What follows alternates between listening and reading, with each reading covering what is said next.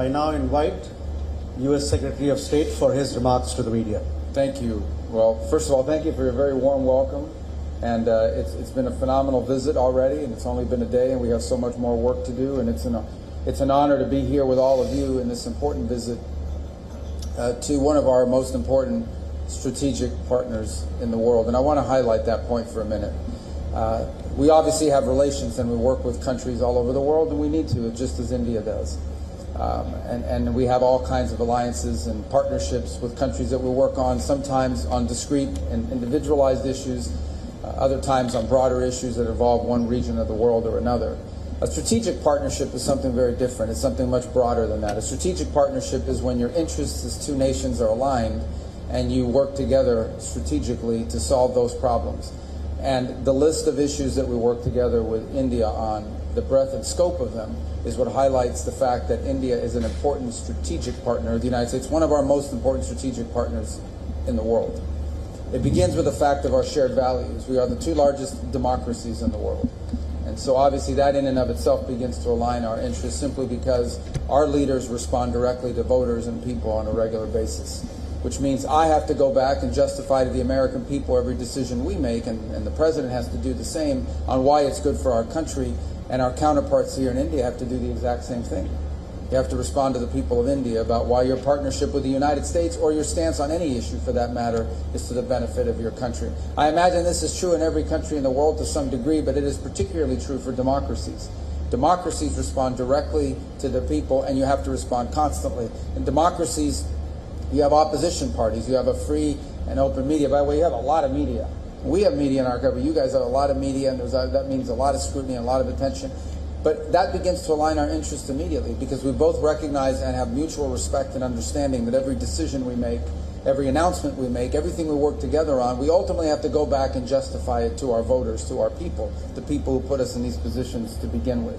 The second point I would make is that our partnership from a strategic standpoint is not limited to a regional one. Now, clearly there are regional issues in the Indo-Pacific that are important to both of our countries. But the ability, increasingly as we have conversations, we are talking about strategic interests that align beyond simply the region. Whether it's your visit last week into the Western Hemisphere, we have a lot of alignment. Whether it's our mutual interest in what's happening currently now in the Straits of Hormuz and beyond. And then on the topics as well. If you talk about the topics that we have a mutual interest on, both countries are strategic allies on the idea that access to critical minerals and supply chains are essential, an essential issue in the 21st century. The over-concentration of reliance on a single source for anything, particularly things that are vital for our economies, is one of the great challenges of the 21st century. And we are strategically aligned on that topic. On the issue of terrorism, both of our countries have suffered, both directly and indirectly, because of global terrorist networks. There is a strong counterterrorism alignment as a result of that. On innovation and ensuring that all of the promises of new technologies and new advances in the 21st century, all of them come with risks and rewards. Every technological advancement that's made individuals and societies more productive have always come with risks associated with them. Managing those risks and maximizing those benefits is one of the great challenges of the 21st century. And there's a tremendous strategic alliance between our countries and agreement on that point. Likewise, on the unimpeded flow of commerce, especially in international airspace and international waters. This is true in the Indo-Pacific, ensuring that there's a free and open Indo-Pacific, but it extends beyond the Indo-Pacific. We share as a strategic value the fact that no international waterway, no international airspace should ever be used or nationalized by any country in the world, and that should never be accepted as a new normal. Another area of strong strategic alignment, and we could go on and on.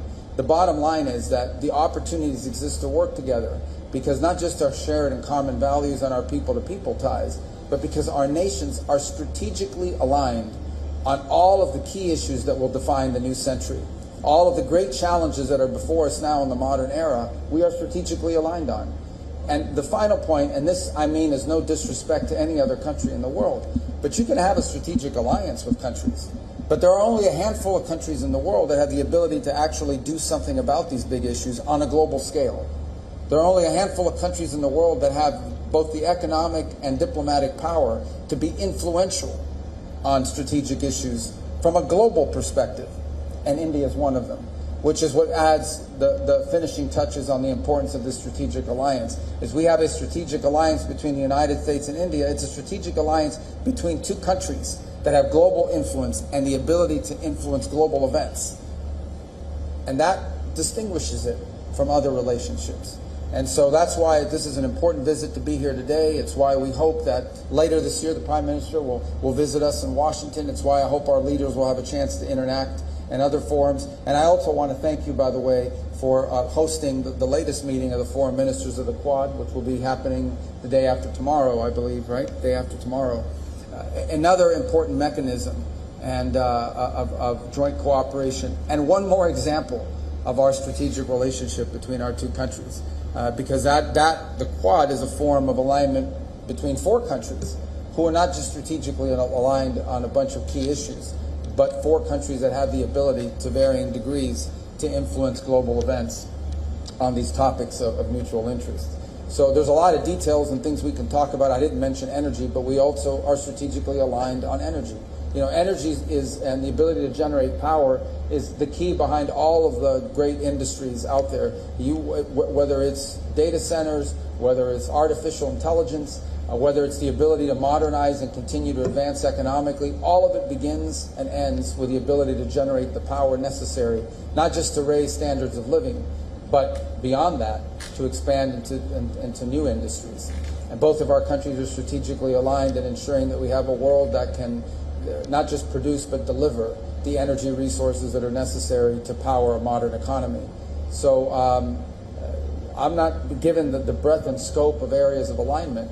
One visit alone will never solve or be able to address all of these. But this continuing dialogue and engagement between our countries is important because, as I said, I think it's not just evidence of the importance of our strategic alliance, but it's necessary in order to continue to advance on all of these topics. So thank you for your warm welcome.